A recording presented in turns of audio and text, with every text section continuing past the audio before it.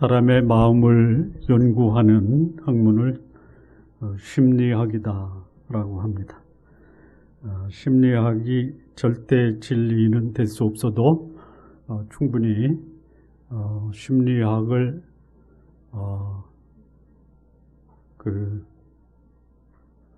통해서 자신을 성찰하고 또 자신의 삶을 돌아볼 수 있는 충분한 학문적 가치가 있습니다. 심리학자 중에 우리가 잘 아는 에릭 에리슨이라는 사람이 있습니다. 독일 태생의 유태인인데요. 그는 인간을 심리사회적 발달 단계를 8단계로 정립을 했습니다.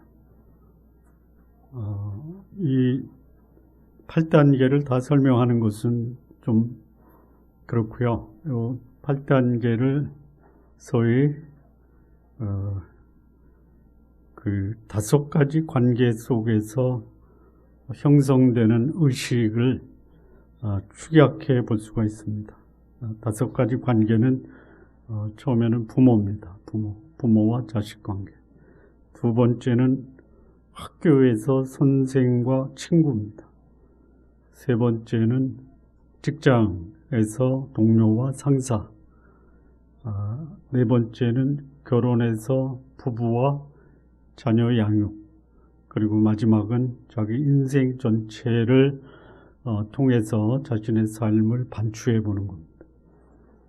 이 5가지 관계 속에서 소위 심리사회적 발달 과정을 이루어 간다라고 봤을 때, 첫 번째, 이 부모와의 관계 속에서 형성되는 의식은 3가지입니다. 요거는 0세에서부터 5세입니다. 그러니까 미취학 자녀들 초등학교 가기 전까지 형성되는 의식 3가지는 뭐냐면 신뢰 관계입니다. 두 번째는 자율성입니다. 세 번째는 주도성입니다. 요게 5세까지 형성이 된다라는 것이에요.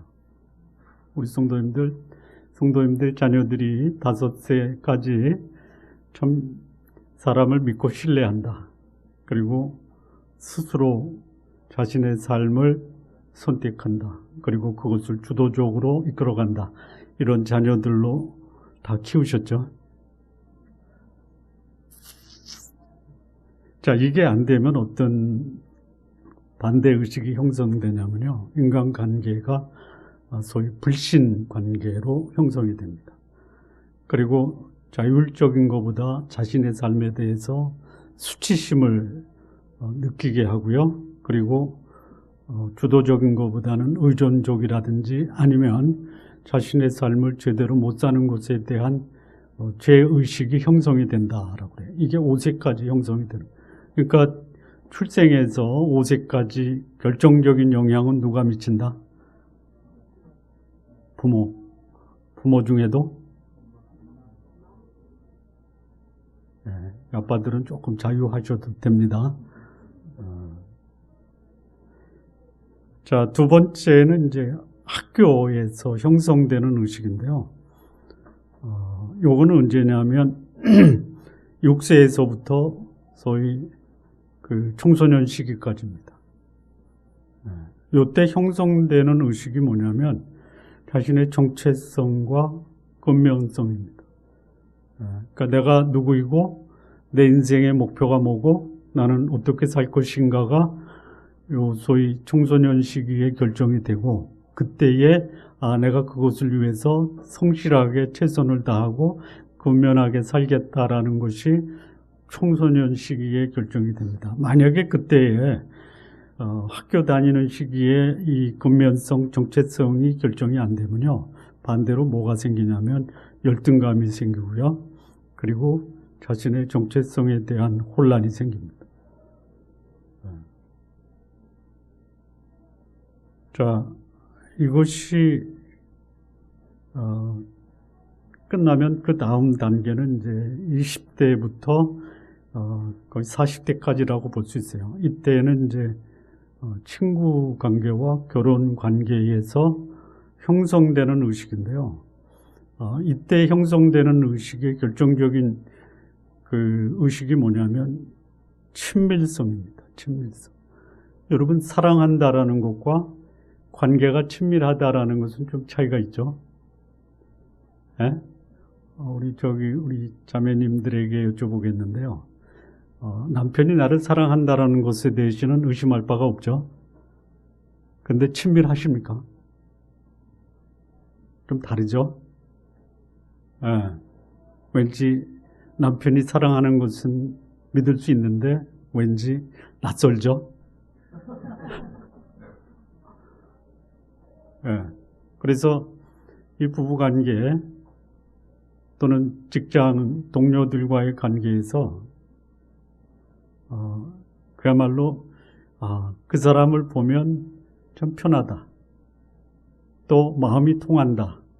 이런 친밀 관계를 형성을 해야 돼요. 만약 이게 안 되면 어떻게 되냐면요. 소위 고립되는 거예요, 고립.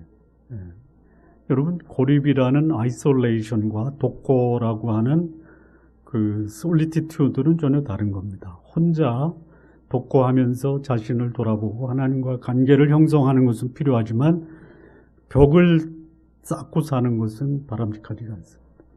그 다음에 네 번째는 이게 이제 직장과 결혼입니다. 자녀 양육 관계예요. 그래서 이 직장과 자녀 양육 관계에서 형성되는 의식이 뭐냐면 이겁니다. 보람이 있다. 참 잘 살았다. 소위 생산성 의식입니다. 내 인생을 살아볼 때, 요거는 이제 거의 60대까지입니다. 60대까지, 그 성인 중기 40대부터 60대까지 느끼는 그 형성되는 의식이 뭐냐면 참 나는 인생을 그래도 보람있게 살았다라고 하는 생산성 의식입니다. 이게 안 되면 어떻게 되냐면요. 자기 인생이 쭉 가라앉는 거예요. 절망하는 거예요, 절망. 그러니까 침체되고 거기서 멈춰버리는 겁니다. 자, 마지막입니다. 인생 노년기. 이때의 인생에서 전체 노년기에 형성되는 의식이 뭐냐면 그때까지 살았던 삶 전체를 통합해서 보느냐, 아니면 부정적인 것을 보고 그 부정적인 것으로 자신의 인생을 자포자기하는, 절망하는 이런 의식이 노년기에 형성이 된다 이거죠. 여러분, 인생이 살다 보면 그렇게 내 마음대로 잘 살았다라고 평가할 수 있는 부분들이 있습니다. 그런데 한편으로는 그것 때문에 내 인생이 참 가슴 아팠다라고 하는 그런 그 부정적인 면도 있죠. 없는 사람이 없어요. 아브라함도 그랬어요. 아브라함 생의 최대의 실수가 뭡니까? 인내하지 못하고 육신적인 방법으로 자식을 낳은 거예요. 그거 아브라함이 인생 전체를 돌아보면서 그때 내가 왜 그랬을까라고 그 삶에 대해서 참 애통하고 반성하는 게 있겠죠. 그런데 백사에 아들 이삭을 낳고 하나님의 약속을 믿고 그리고 믿음의 조상으로 하나님이 자기를 세웠다라는 것에 대한 보람도 있고 자부심이 있죠. 이 두 가지가 같이 있어요. 이걸 통합할 수 있습니다. 다윗의 인생을 보면요, 진짜 하나님 마음에 합한 사람이에요. 나이 들어 늙도록 존귀하고 부하다가 하나님이 데려가셨다라고 하는. 근데 다윗의 인생을 보면 그야말로 하나님의 마음에 합한 사람이고 늙도록 부하고 존귀하다가 세상을 떠났지만 그의 생애를 보면 진짜 전쟁의 영웅이요, 가장 존경받는 임금이요, 백성들이 따르는 그런 지도자였지만 그의 생애에도 어둡고 깜깜한 모습이 있었다. 그러면 인생 노년은 뭐 할 거냐? 이걸 통합하라라는 거야. 잘못된 것은 반추하고 잘한 것에 대해서는 감사하고. 이게 안 되면요, 거의 사람들은 노년에 자기 그 인생에서 겪었던 부정적인 것에 초점을 맞추고 인생을 후회하면서 한숨을 쉬면서 살아갈 수도 있다라는 거예요. 그러니까 인생을 통합할 것이냐, 부정적인 것을 보고 절망할 것이냐. 이 5단계를 거쳐서 소위 인간의 의식이 죽는 날까지, 출생해서 죽는 날까지 그렇게 발달해 간다라는 것입니다. 우리 성도님들 할 수만 있다면 다 긍정적인 모습으로 여러분의 인생, 그 의식을 형성해 가시기를 바랍니다. 이거는 심리학자 에리슨의 8단계 인생 발달 단계를 5가지로 축약해서 말씀을 드린 겁니다. 한 학기 배울 거 10분 동안에 했습니다. 자, 인간이 태어나서 이 성장하는 과정 모두 다 겪어요. 그런데 그 보편적 경험을 다 겪어 가는데 그 보편적 경험이 어떻게 다루고 어떻게 스스로 만들어 가느냐에 따라서 인생은 달라질 수 있어요. 인생을 다 살고 나서 이렇게 후회하는 사람이 있어요. 부모 잘못 만나서 이렇게 됐다. 그렇습니까? 그렇지 않습니다. 자신의 인생은 자식 거예요. 내 겁니다. 그래서 내 인생을 어떻게 잘 갖고 갔느냐가 결국 그 인생을 갖고 간 그 사람의 생애를 결정하고 또 전혀 다른 인생을 만들어 가는데 결정적인 영향은 누가 준다? 내가 준다라는 거예요. 자, 이 성경이 말하는 인간 성장 과정을 로마서에서는 5단계로 우리에게 교훈을 주는데요. 첫 번째 단계는 로마서 5장에 그리스도 안과 아담 안입니다. 내가 육신적인 출생이 있었다. 또 영적인 출생이 있었다. 그래서 이 출생에 대한 분명한 자기 경험이 있어야 돼요. 신앙생활하는 데 있어서 내가 하나님의 자녀로 출생했다라는 분명한 출생의 역사적 경험이 있다라는 것을 확인하는 사람은요, 이 신앙생활이 건강하게 성장해 갈 수가 있습니다. 이 성장, 가장 중요한 것이 뭐냐? 출생이에요, 출생. 출생을 했느냐, 안 했느냐. 두 번째 이런 출생이 분명하면요, 두 번째 과정은 뭐냐면 나는 누구인가? 하나님은 누구인가? 하나님이 나에게 기대하는 삶은 무엇인가에 대한 영적 정체성의 확립이에요. 이게 확립이 된 사람은 그대로는 살 수 없어도 내가 누구이고 하나님이 나에게 기대하는 삶이 무엇인가 자기를 성찰해 볼 수가 있어요. 자, 세 번째 단계는 뭐냐면 정체성과 현실과의 갈등입니다. 내가 바람직한 영적 정체성을 가졌어요. 가치관을 가졌어요. 그런데 이것을 방해하는 3가지 요소가 있어요. 첫째는 뭐냐? 내 육신의 이기심, 욕망, 육신적 삶이에요. 두 번째는 세상이에요. 어둠과 죄악으로 물들어 있는 이 세속적 세상이 건강한 영적 정체성을 방해해요. 세 번째는 뭐냐? 이 세상 주관자, 어둠의 세력, 이 사단이 건강한 정체성 가치관을 방해한다. 이거 극복해야 돼요. 이 과정을 반드시 거쳐야 돼요. 이 과정을 거쳤을 때 비로소 그 사람을 소위 하나님의 인도함을 받고 성령의 인도함을 받는 성령의 사람으로 성장하게 된다라는 거예요. 이렇게 성령의 인도함을 받는 이 과정이 4번째 단계고 마지막 성령의 인도함을 받는 소위 성령 충만한 삶이 어디서 나타나느냐? 개인의 삶, 가정, 교회, 직장, 세상에서 골고루 성령의 충만한 삶이 나타나는 자아 실현의 삶을 살 수 있다. 5단계예요. 자, 이것은 필수 과정입니다. 만약에 이 신앙의 5단계에서 어느 곳에서 딱 중단이 됐다. 어디서 많이 중단이 되냐면요. 3번째 단계에서 많이 중단이 됩니다. 소위 육신과 성령의 갈등. 여러분, 육신이 강합니까? 성령이 강하십니까? 그냥 마음의 소원으로 저의 인생은 성령의 강력한 충만함과 인도하심으로 삽니다. 라고 얘기하십시오. 비록 육신의 유혹과 욕망이 때로는 나에게 작동한다 하더라도 나는 성령의 인도함을 받는 삶을 원합니다. 그런 삶을 살고 있습니다. 그래야지 나의 가정, 개인, 직장, 교회, 교우관계 모든 면에서 하나님이 뜻하는 성령의 인도함을 받을 수 있다라는 거예요. 자, 오늘 이 본문은 이 사무엘의 삶의 이 세 가지 성장 과정을 보여주고 있어요. 근데 이게 굉장히 저희들에게 큰 교훈과 도전과 한편으로는 위로도 됩니다. 이 사무엘의 성장 과정을 보면요, 이 첫 번째 단계가 그 하나님의 말씀이 희귀한 시대에 여호와를 섬기며 지냈던 때가 있어요. 참 이게 좀 충돌이 되는데요.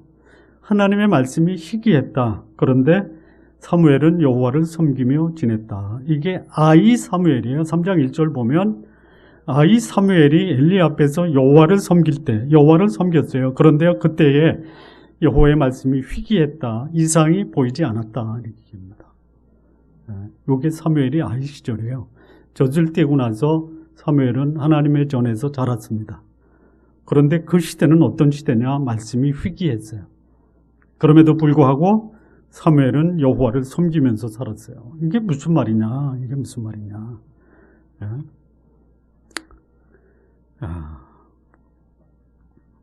희귀했다라는 것이요. 무슨 말이냐면 말씀이 없었던 게 아니에요. 말씀이 있었어요. 사사고 제사장이고 그리고 하나님의 말씀을 가르쳤던 이 선지자 엘리 밑에서 사무엘이 성장을 했어요. 근데 말씀이 희귀했다. 뭐예요? 전달되는 말씀은 있었지만 그 말씀으로 살아가는 것이 무엇인지를 보여주는 사람이 없었다라는 거죠. 하나님의 말씀이 능력이 없는 게 아닙니다. 그런데 능력의 말씀대로 살아서 그 하나님의 능력의 말씀이 개인의 삶 속에 나타나는 것을 전혀 경험해 보지 못했던 시절이었다라는 거예요. 선지자도 있었어요. 제사장도 있었어요. 하나님의 말씀을 전하는 사람, 하나님과 인간을 중보하는 사람이 있었어요. 그런데 그 사람조차도 하나님의 말씀이 그 사람의 삶 속에서 전혀 능력으로 나타나지 않았다. 여기 2절을 보면요, 엘리의 눈이 점점 어두워 가서 잘 보이지 못하는 그때에 이렇게 됐어요. 나이가 드니까 시력이 나빠질 수 있어요. 여기 시력이 나빠졌다라는 말로 볼 수도 있고요. 또 하나는 뭐냐면 그 말씀을 볼 수 있는 영적 통찰력이 없었다. 이렇게 이해하는 것도 말씀이 희귀했다라는 이 말씀과 연결 지을 수가 있어요. 그러니까 하나님 앞에 산다라는 것이 하나님의 말씀으로 자신의 삶을 성찰하고 점검하고 그리고 그 말씀을 자기 삶 속에 적용하면서 살아야 되는데 그렇게 사는 사람이 거의 없었다.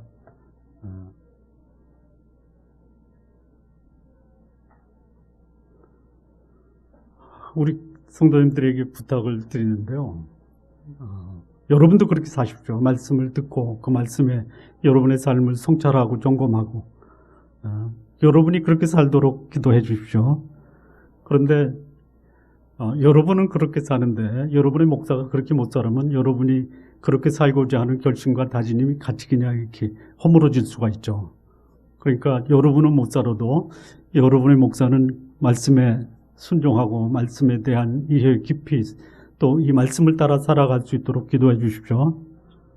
그러니까 제가 말씀에 순종하고 말씀대로 살아가지 않는 것은 누구 탓이다? 기도해 주십시오. 그러니까 하나님의 말씀 하셨어요. 이상도 보여주셨어요. 그런데 그것에 관심을 갖는 사람이 없었다라는. 이게 사무엘이 아이 시절에, 소위 아이라고 하면 12살까지예요. 마땅히 행할 길을 아이에게 가르치라. 그래야면 그것을 떠나지 아니하리라고 말씀하셨잖아요. 근데 이 아이는 언제냐? 12살까지다. 통상적으로 그래요. 또 아이는 또 언제냐? 이 남자들 경우에 이 턱에 수염이 나기 전에 아이라고 합니다. 또 하나는 뭐냐? 결혼하기 전에를 아이라고 그래요. 근데 여기서 보는 것은 12살이다 이렇게 보면 됩니다. 사실 그때에 사무엘은 하나님과 굉장히 긴밀한 관계를 가졌어요. 젖을 떼고 성전에 갔어요. 제사장 밑에서 성장을 했어요. 그럼에도 불구하고 하나님의 말씀이 희귀했다. 도대체 하나님의 말씀이 나에게 무슨 영향이 있느냐, 그 말씀이 도대체 나한테 무슨 상관이 있느냐라는 것을 실감하지 못하면서 성장했던 거예요. 우리 성도님들, 여러분의 자녀들이 여러분을 통해서 하나님의 말씀이 이런 능력이 있구나, 우리 부모님을 보니까 하나님의 말씀이 살아있구나, 능력이 있구나, 나도 우리 부모님을 따라서 하나님의 말씀에 따라 순종하고 그 삶을 나도 살아야 되겠다라는 도전과 교훈을 여러분의 자녀들에게 주시기 바랍니다. 거의 하나님 말씀에 대한 결정적 영향은 누가 지고 있다? 가정에서? 누가? 아빠예요, 아빠. 왜 그런지 알아요? 아빠가 엄마한테 좋은 영향을 줘야지, 자녀들을 양육할 때 아빠로부터 받은 좋은 영적인 그런 교훈과 도전을 내 자녀에게 고스란히 전달해 주는 거예요. 만약에 엄마가 아빠로부터 실망했다, 어떻게 하시겠어요? 이건 우리 모두의 과제입니다. 우리 모두의 과제. 자, 사무엘이 종교적 환경 속에 머물렀어요. 성막에 있었어요. 거기서 잤어요. 성막에서 잤어요.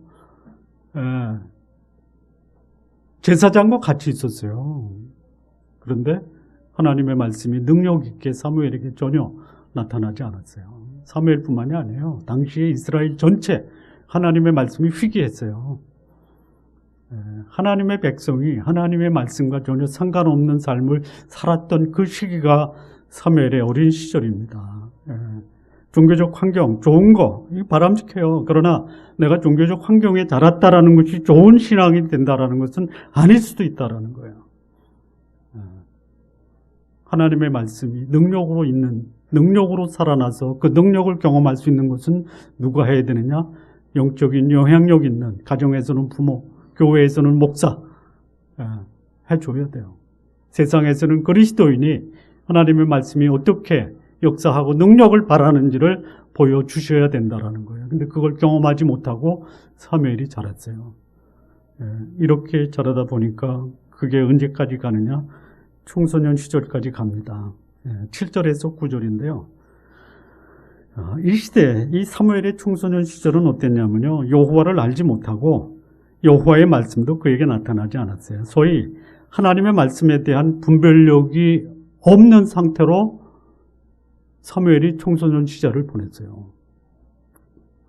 7절을 보면요, 사무엘이 아직 여호와를 알지 못하고 여호와의 말씀도 아직 그에게 나타나지 아니한 때에, 앞서 말씀드린 것처럼 사무엘은 어린 시절부터 하나님의 전에 머물렀어요. 하나님을 섬기는 삶이 익숙했던 사람이에요. 아주 특별한 하나님의 사람이에요. 그런데 그런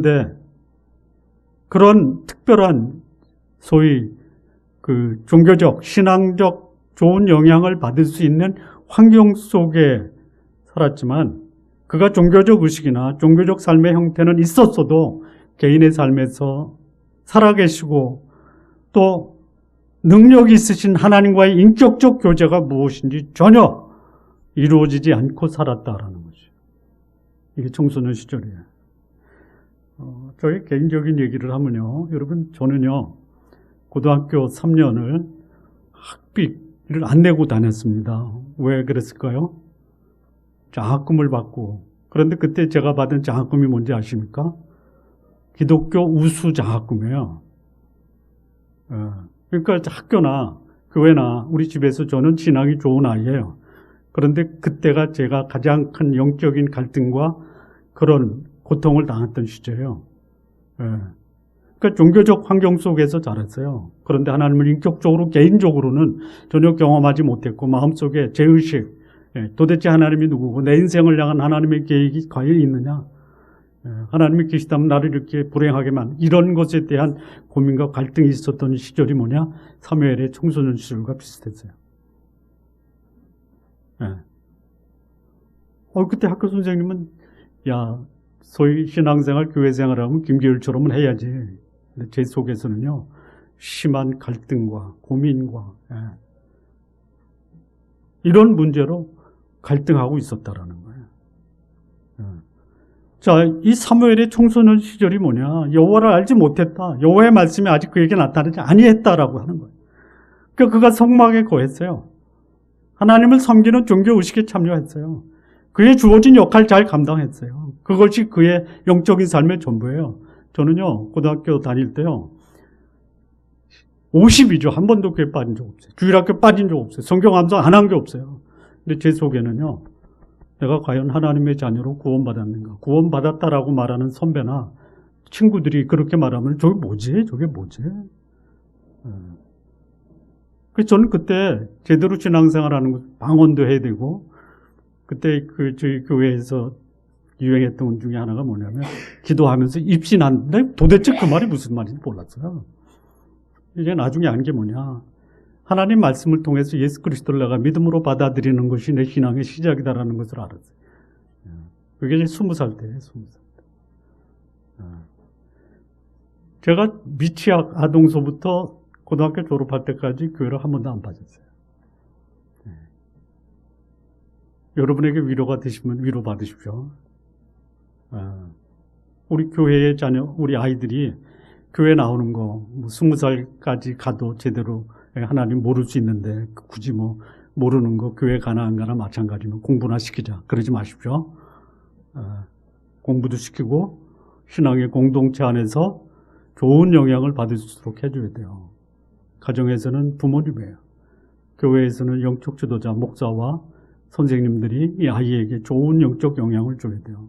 말씀이 휘기하지 않도록 부모님이 영향을 줘야 되고, 교회에서는 선생님과 목사님이, 야, 우리 목사님 보면, 야, 저런 분이 어디 있을까라고 아이들이 목사님에 대한 존경과 또 배우려고 하는 마음을 갖도록 해줘야 돼요. 선생님도 마찬가지. 여러분, 이 사무엘이요, 성장 시절에 부모가 매년 와서 좋은 영향을 줬어요. 줬어요. 매년 와서 에봇도 만들어주고요. 세마포, 옷도 만들어주고요. 그럼에도 불구하고 사무엘은 인격적으로, 개인적으로 하나님을 알지 못했던 시절을 겪어나갔다라는 거예요. 그러니까 할 수만 있다면 청소년 시절에 우리 자녀들이 하나님을, 예수 그리스도를 인격적으로, 개인적으로 만나고 경험하고, 그리고 그 예수 그리스도와 교제하며 동행할 수 있는 삶을 살도록 해 주셔야 된다라는 거예요. 우리 신앙의 성장 과정에 요한일서에 보면 4단계를 거칩니다. 4단계. 요한일서 2장 12절부터 14절을 보면요, 이 첫 번째 단계가 뭐냐면 자녀들아 이렇게 되어 있습니다. 자녀들아. 두 번째는 아이들아 되어 있어요. 세 번째는 청년들아. 네 번째는 아비들아. 이 4단계를 거쳐야 돼요. 이 4단계에서 무엇을 아이들이 또는 성장 과정에서 형성해야 되느냐, 4가지를 말하는데요. 먼저 이 자녀들은 유아기입니다. 영어 성경에 보면 infant라고 되어 있어요. 요게 이제 불어로는 앙팡이라고 합니다. 앙팡은 아는데 infant는 처음 들어보시나요?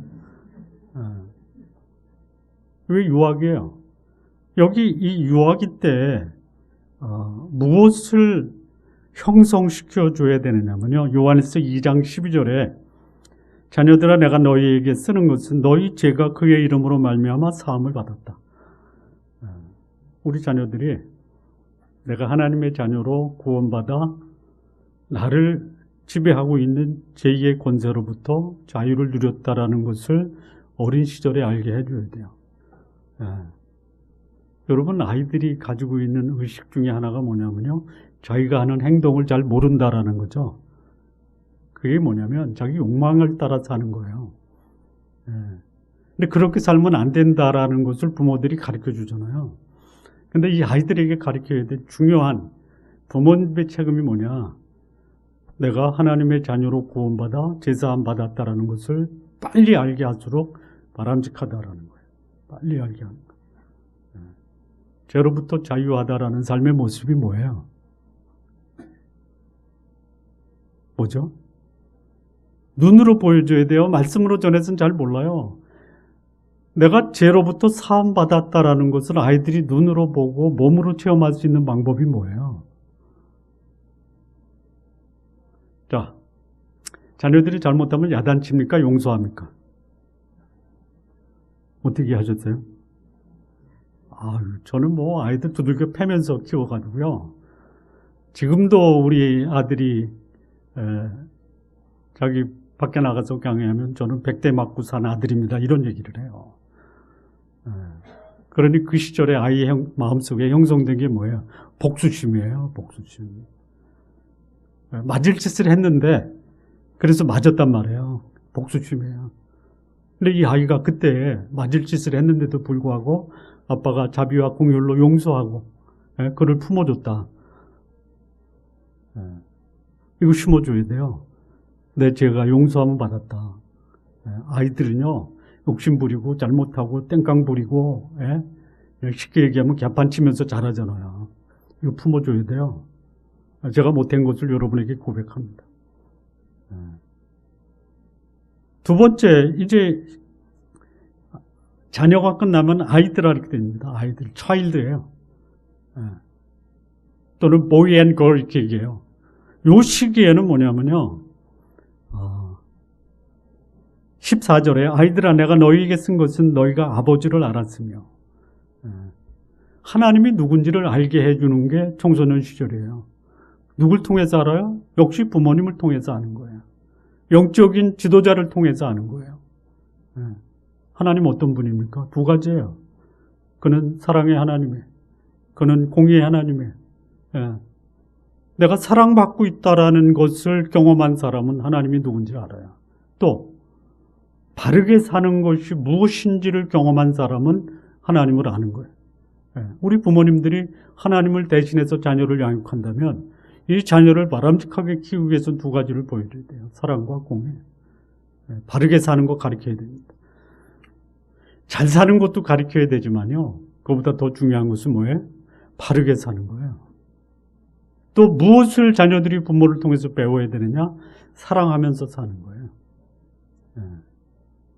어린 시절에는 받아들이고 용서받고 하는 것을 경험해야 되지만 의식이 깨어진 다음에는요. 사랑과 공의 가운데 살아가는 것이 무엇인지를 부모를 통해서 배워야 된다는 거예요. 세 번째는 뭐냐면 청년이에요. 청년. 13절에 보면요. 청년들아 내가 너희에게 쓰는 것은 너희가 악한 자를 이겼다. 청소년기를 지나서 청년기에 들어가면요. 저희 신앙의 청년들이 배워야 될 게 뭐냐? 악한 자를 이겨야 돼요. 악한 자가 세 개예요. 세 가지 종류가 있어요. 첫째는 뭐냐? 내 육신적 욕망이야. 이거 악한 거예요. 그럼 이거를 극복하는 게 뭐예요? 나의 욕망을 다른 사람에게 나누고 베푸는 삶을 청년 때 배워야 돼요. 청년 때 베푸는 삶, 나누는 삶을 청년 시절에 배워야 돼요. 이기심을 극복하는 극기의 삶을 청년 시절에 배워야 돼요. 두 번째는 뭐냐? 세상이에요. 세상. 이 세상의 풍습을 극복할 수 있어야 돼요. 이 세상이 어떤 세상이에요? 쉽게 얘기하면 이거예요. 이기는 게 진리다. 잘 살면 다 용서가 된다. 뭐예요? 유전 무죄다. 높은 지위에 올라가면 세상을 호령할 수 있고 그것이 옳다 이거예요. 이거 극복해야 돼요. 청년 때에 세상을 이기는 가치관이 형성이 돼야 돼요. 세 번째는 뭐냐? 어둠의 영이에요. 자기 영혼을 거룩한 하나님께 맡겨야지 이 세상 신에게 맡겨서는 안 된다라는 것을 청년 시절에 이것을 형성해야 된다라는 거예요. 그리고 이제 청년기가 지나가면 아비세대가 옵니다. 아비세대. 2장 13절에 보면 아비들아 내가 너희에게 쓰는 것은 너희가 태초부터 계신 일을 알았습니다. 천지를 창조하신 그 하나님, 오늘 나의 삶 속에 역사하시는 이 하나님, 역사 속에서 이 역사를 다스리고 통치하신 그 하나님이 어떤 분인가가 내 삶 속에 경험될 수 있는 이런 삶을 아비된 자들은 가지고 있어야 돼요. 그래서 내 삶에 역사하신 그 하나님을 나의 자녀들에게도 넘겨줘야 돼요. 이 다윗이 인생 말년 세상 떠날 때 그가 자기 아들에게 이런 얘기를 합니다. 솔로몬에게 남기는데요. 네 아비의 하나님을 알아라 이렇게 얘기를 합니다. 실수했던 경험 또 하나님이 도와주시고 인도하셔서 승리했던 그 인생 이 과정 속에서 나에게 나타나신 그 하나님을 자손에게 유산으로 남기고 그는 세상을 떠났어요. 우리 성도님들에게 좀 당부하고 싶은 말씀이 있다면요. 우리 자녀들이 아빠, 하나님이 어떤 분이야? 라고 자녀들이 질문할 때 여러분은 어떻게 답하시겠어요? 이럴 때 이렇게 답하시는 아빠들 되시기 바랍니다. 나를 보면 하나님 모르겠어? 이렇게 답하십시오.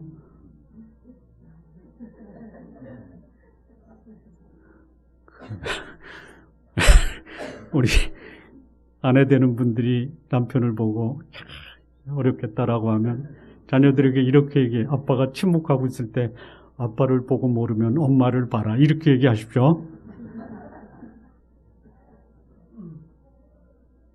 가정에서 자녀들이 하나님을 봐야 돼요. 저도 제가 풀어야 될 숙제 중에 하나입니다.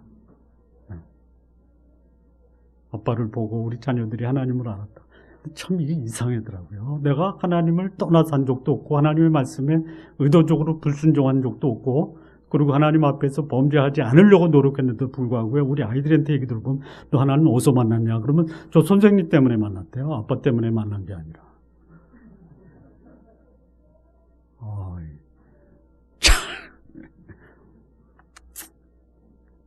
제 숙제입니다. 조금 나이 들어서 아이들이 이제 인생을 경험하고 세상이 그렇게 만만치 않다라는 것을 알 때 요즘 이제 조금 큰 애가 얘기를 해요. 어떻게 아빠는 그렇게 인생을 살았어? 왜? 나는 인생을 얼마 안 살았는데 살려고 애쓰다 보니까 아빠의 인생이 그렇게 저 인생은 하나님이 주신 인생이 아니면 살 수 없었을 것 같더라고 얘기를 하려고 시작을 해요.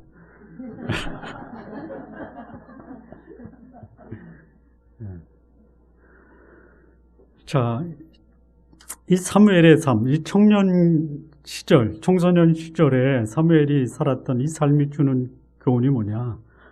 소위 형식적이고 또는 종교적 수준의 삶을 넘어서 인격적이고 개인적인 하나님과의 친밀한 만남과 교제가 있어야 된다. 이거를 우리에게 교훈하고 있습니다. 단순한 종교 생활이 아니라 하나님의 말씀을 구체적으로 내 삶 속에 적용하는 삶이 청소년 시기에 있어야 되고 그것을 책임지고 나의 자녀들, 청소년 시기를 지나는 나의 자녀들이 바람직한 인격적 하나님을 만나고 그 하나님을 경험할 수 있는 삶을 가리키고 격려하고 도전할 수 있는 분은 부모님이다. 자, 이런 청소년 시기를 지난 다음에 이 사무엘이 성인이 됩니다. 성인. 오늘 우리가 14절까지 읽었지만 19절에서 21절 여기 보면요. 19절 말씀 보면요. 사무엘이 자라매 여호와께서 그와 함께 계셔서 그의 말이 하나도 땅에 떨어지지 않게 하시니 단에서부터 부활 새벽까지 온 이스라엘이 사무엘은 여호와의 선지자로 세우심을 입은 줄을 알았더라. 이게 이제 사무엘이 성장해서 성인이 됐을 때의 사무엘의 모습이에요. 아이 시절 말씀대로 살아가는 사람을 보지 못했어요. 청소년 시절에 인격적으로 개인적으로 하나님을 만나지 못했어요. 그런데 성인이 됐을 때 그가 어린 시절부터 젖되고 난 다음부터 성막에서 하나님과 함께 하나님을 섬기며 성장했던 그에게 드디어 열매가 맺혀졌다라는 거예요. 사무엘의 성장, 그 성인이 됐을 때는 온 이스라엘이 사무엘을 선지자로 세움을 알았을 때입니다. 그리고 여기 보면 여호와께서 그와 함께 하셔서 그의 말이 하나도 땅에 떨어지지 않았다. 하나님 말씀에 대한 이해와 그 말씀대로 살아가는 순종의 삶을 살았을 때가 언제냐? 성인이에요. 성인. 우리 오늘 예배 참석하신 성도 여러분 감사합니다. 왜 성인이 돼서도 이렇게 말씀을 들으니까요. 제 성장 과정에서 보니까요. 청소년 시절까지 교회 생활 아주 열심히 하다가 대학을 들어가면서 교회를 떠난 사람들이 많고요. 또 그 여성들 중에는 결혼하고 또 신앙 떠난 사람도 많고. 근데 성장해서도 하나님 말씀을 듣고 함께 예배하고 그 말씀대로 살기를 소망하는 이 삶을 갖고 있다라는 것이 참 이게 하나님의 은혜고 축복입니다. 성인이 돼서 우리가 살아야 될 삶의 모습이 뭐냐? 하나님의 말씀이 그 삶 속에 역사하고 또 내가 살아가는 이 영적인 삶의 모습이 여기 단에서부터 부활 세배에는 온 이스라엘이 저는 하나님의 말씀을 받아 그 말씀을 전하는 하나님의 사람이다라고 인정을 한 거예요. 성인이 된 신앙인들의 삶은요, 적어도 내가 영향을 주는 그 영역에서는 저는 참으로 하나님의 말씀대로 살아가는 사람이다 라는 것을 인정받으셔야 돼요. 여기 단은 어디냐면요, 단지파가 그 소위 가사에서 그 위에 있는 자기가 분배받은 땅이 블레셋에 의해서 계속 침공을 당하니까 거기를 떠나서 이스라엘 그 최북단 그 위에 있는 이스라엘에게 분배되지 않는 땅을 정복한 거예요. 그게 단이에요. 그래서 그 지역 이름이 본래 리사라고 하는 지역을 단으로 이름을 바꿨어요. 그 북쪽 끝에서부터 부엘세바는 어디냐면 시나이 반도 그 경계선이에요. 소위 그 40년 광야 생활할 때에 12명의 정탐꾼을 보냈던 지역이 어디죠? 갑자기 생각이 안 나네요. 어디죠? 제가 생각이 안 나니 여러분도 생각 안 나는 게 저를 도와주는 겁니다. 그 경계선의 남쪽 가데스 바네하고 경계 북쪽이 부엘세바예요. 그러니까 거기까지 온 이스라엘이 사무엘을 선지자로 수염을 알았다라는 거예요. 여러분의 단에서 부엘세바가 어디예요? 여러분이 영향을 미치고 있는 곳이에요. 여러분의 가정이 될 수 있어요. 여러분의 직장이 될 수 있어요. 여러분의 교회가 될 수 있어요. 우리 성도님들 이런 말씀을 좀 들었으면 좋겠어요. 나 이런 영적인 어려움, 가정의 어려움이 있는데 이 문제를 누구하고 상의하지? 그러면 여러분 개개인의 이름이 여러분을 알고 있는 사람의 입에서 나오게 해주십시오. 여러분의 딸이, 여러분의 아들이 마음에 그런 고민과 갈등이 있을 때 우리 엄마하고 얘기하면 풀릴 거야. 우리 아빠하고 얘기하면 풀릴 거야. 이런 말씀을 들으셔야 됩니다. 사무엘은요, 성인이 됐을 때 온 이스라엘이 하나님의 뜻을 분별하고 나를 향한 하나님의 뜻이 무엇인지를 알고 자기의 인생에 문제가 있을 때 그 문제를 풀 수 있는 그 당사자를 누구로 지목을 했냐면 사무엘로 지목을 한 거예요. 그렇게 성장을 해야 돼요. 우리 성도님들, 여러분의 자녀들이 여러분이 성장하면서 겪었던 그런 아픔, 고민, 갈등, 문제가 있죠. 부모님이 도와주셔야 되잖아요. 나의 자녀들이 문제와 아픔이 있을 때 이거 엄마한테 가져가면 풀어질 거야. 아빠한테 가져가면 풀어질 거야. 풀어주셔야 돼요. 이게 성인된 하나님의 백성들의 삶의 모습이에요. 사무엘은 그렇게 성인이 되었습니다. 우리에게 주는 교훈이 뭐예요? 내가 하나님 말씀 앞에 그 말씀을 받고 그 말씀대로 살고 그리고 그 말씀을 전하니까 온 이스라엘이 사무엘을 하나님이 그에게 말씀을 주시고 그 말씀을 우리에게 전해주는 선지자로 받아들였다라는 거예요. 마무리 짓겠습니다. 마무리. 자, 이 시대에 이 사무엘이 성장하는 과정에서 아주 치명적인 그런 그 문제를 일으켰던 가정이 누구냐? 엘리 가문이에요. 엘리 제사장이에요. 사사예요. 근데 하나님이 사무엘에게 하신 말씀이 뭐예요? 엘리 가문에 대한 비극적 종말을 하나님이 사무엘에게 가르쳐 주잖아요. 제사장 가문이 비극적으로 그 가문이 문을 닫을 수도 있다라는 거예요. 왜요? 말씀대로 살지 못했어요. 말씀이 희귀했다라는 게 뭐예요? 말씀을 전하는 제사장, 선지자가 말씀대로 살지 못하면 말씀은 희귀한 거예요. 말씀을 알지 못했어요. 도대체 하나님 믿고 사는 삶이 무엇인지를 보여주는 사람이 없어요. 그러면 그 사람, 그가 제사장 사사라 할지라도 그 집안은 그냥 문을 닫을 수밖에 없다. 성도님들, 이 땅에 출생할 때 다 벌거숭이 어린아이로 출생합니다. 뭐 금수저, 흑수저 없어요. 다 무슨 수저예요? 벌거숭이 수저예요. 다 똑같이 시작하는 거예요. 물론 이제 뭐 가정 환경이나 교육 환경이 달라서 뭐 다른 사람보다 조금 더 환경이 좋을 수는 있어요. 환경이 좋은 것과 그가 좋은 사람으로 성장하는 것은 반드시 비례하지가 않습니다. 성장 과정에서 어떤 성장 과정을 거쳤느냐 이거예요. 말씀이 시기했어요. 말씀을 경험하지 못했어요. 그럼에도 불구하고 그는 말씀과 함께 할 수 있는 환경 속에서 자랐어요. 사무엘이. 그리고 그는 성장해서 하나님의 말씀으로 살아가고 하나님의 말씀으로 살아가고 있다라는 평가를 받았어요. 그리고 그가 있는 동안 이스라엘은 평화했어요.